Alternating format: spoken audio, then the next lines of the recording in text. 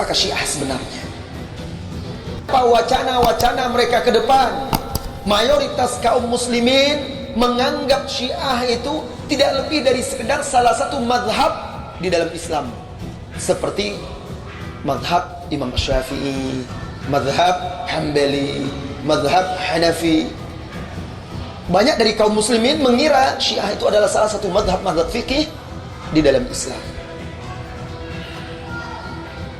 Tidak tahu bahwasanya perbedaan antara Syiah dan Sunnah bukan hanya sebatas dalam masalah-masalah furu'iyah fikhiyah, tetapi banyak sekali dalam masalah-masalah pokok, usul dan akidah.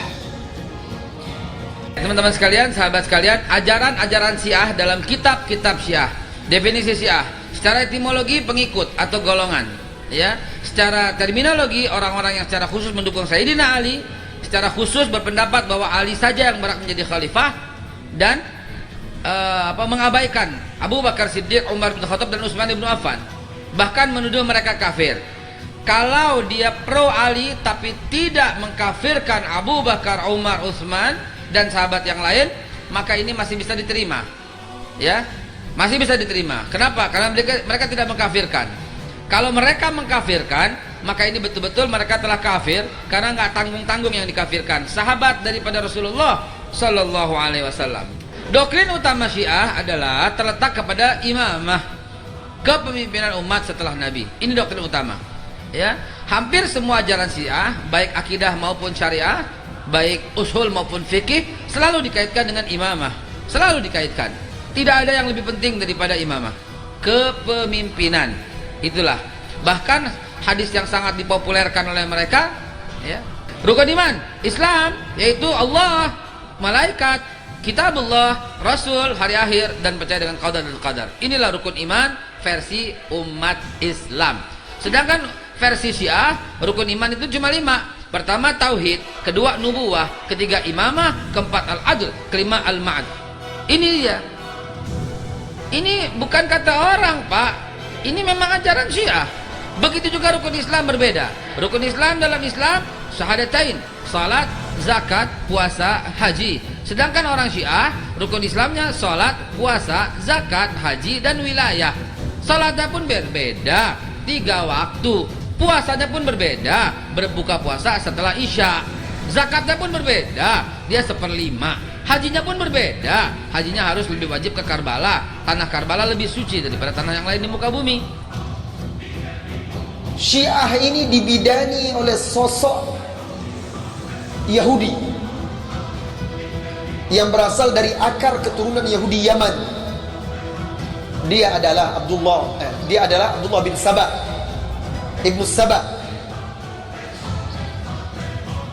Al-Yahudiyah. Nadia ulala Abdullah bin Saba ini, Al-Yahudi ini, yang menjadi provokator pemberontakan di zaman Utsman bin Affan radhiyallahu anhu. Dan dia pula orang yang pertama menyerukan kepada manusia bahwa Ali radhiyallahu anhu orang yang paling berhak untuk menjadi imam dan pemimpin, serta ahlul bait anak keturunan dari garis keturunan dia. Nah, pendapat ini adalah pendapat yang dipegang oleh jumhur ulama ahli sunnah wal jamaah, bahwa akar Syiah ini berasal dari Abdullah bin Saba al-Yahudi. Dan itu tidak bisa dipungkiri. Kenapa? Karena realitanya mereka sendiri, orang-orang Syiah itu, di dalam kitab-kitab mereka, referensi mereka mengakui sosok Abdullah bin Saba itu. Oleh karena itu, jangan heran wahai saudara-saudariku, sepanjang sejarah yang dicatat oleh para ulama kita, selalu ada ikatan, keterkaitan dan hubungan antara Syiah dengan Yahudi. Dulu sampai sekarang. Maka Anda jangan heran kalau di Iran itu suara satu orang Yahudi, ya, dalam politik mereka, suara satu orang Yahudi itu berbanding 2 orang asli orang Iran. Begitu hak mereka. Suara orang Yahudi itu di sana berbanding dengan 2 suara orang orang Iran asli. Dan itu diekspos di media massa, diwawancarai mereka. Bahkan salah satu media massa di tanah air kita langsung berkunjung ke sana wawancara, bertemu dengan orang-orang Yahudi yang ada di sana, di Iran. Mereka punya hak politik yang kuat, kebijakan-kebijakan politik yang kuat di sana. Saudara-saudari kaum muslimin dan muslimat yang semoga senantiasa dirahmati dan diberkahi oleh Allah Subhanahu wa taala. Kemudian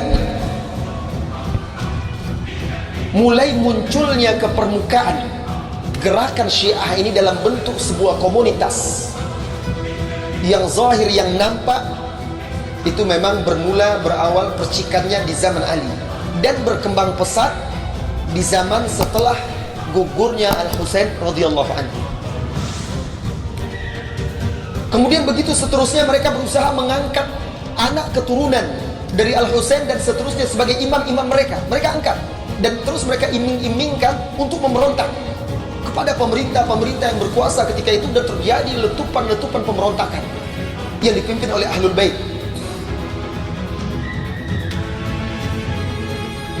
Namun ketika itu umumnya gerakan Syiah ketika itu lebih dominan gerakan politik. Lebih dominan gerakan politik, pemberontakan terhadap pemimpin yang sah. Begitu juga di masa Daulah Abbasiyah. Ketika itu kebijakan Daulah Abbasiyah untuk meredam itu, mereka mendekati Alawiyin, keturunan Ali bin Abi Thalib. Mereka angkat, ada yang sebagai amir, ada yang sebagai ini, sebagai itu, dan segala macam. Tetapi tetap saja terjadi pemberontakan. Baik teman-teman sekalian, kita lanjutkan. Ya, syahadat. Lihat syahadat kita, asyhadu an la ilaha illallah wa asyhadu anna Muhammadar Rasulullah. Sementara syahadat Syiah itu disebut apa? Aku bersaksi, nggak enak nyebutnya, malas baca aja sendiri. Ya. Astagfirullahaladzim, saya cuma mencontohkan. Auzubillah tsumma auzubillah. Asyhadu an la ilaha illallah wa asyhadu anna Muhammadar Rasulullah wa asyhadu anna Ali hujjatullah wa asyhadu anna Ali waliyullah wa asyhadu anna ala Abu Bakar la'natullah alaihi. Mudah-mudahan saya masih simpan filmnya. Asyhadu an la ilaha illallah, dia ganti. Tuh, ya. Asyhadu anna Ali waliyullah wa hujjatullah. Itu azannya. Ya. Ya. Lalu bagaimana dengan kitab sucinya? Kita asli nggak akan bisa dirubah-rubah. Wa in kuntum fi raibin mimma nazalna ala abdina fa'tu bi suratin min mislih wad'u syuhada'akum min dunillahi in kuntum shadiqin. Makanya saya sengaja menuliskan ini. Syiah, kan lu meragukan Al-Quran. Allah bilang, Allah buat dong seperti Al-Quran. Kalau di depan kita aman, nggak kelihatan. Tapi begitu masuk ke dalam pengajiannya, labbaik ya Husain. Apa coba? Karena Husain seorang mujahid. Emang yang mujahid bukan Husain doang, gitu loh masalahnya. Husain mulia, betul. Husain cucu Rasulullah, setuju. Husain dibantai di Karbala, tepat. Husain kepalanya dipotong, ditendang, iya. Husain seorang mujahid, iya. Husain seorang mujahid terbesar di zamannya, setuju. Labbaik ya Husain, kagak. Karena yang mujahid bukan cuma Husain radhiyallahu anhu. Kalau semua yang mujahid labbaik, ente juga mesti bilang labbaik ya Hamzah, labbaik ya Mus'ab, labbaik ya Ja'far. Gitu jawab semua.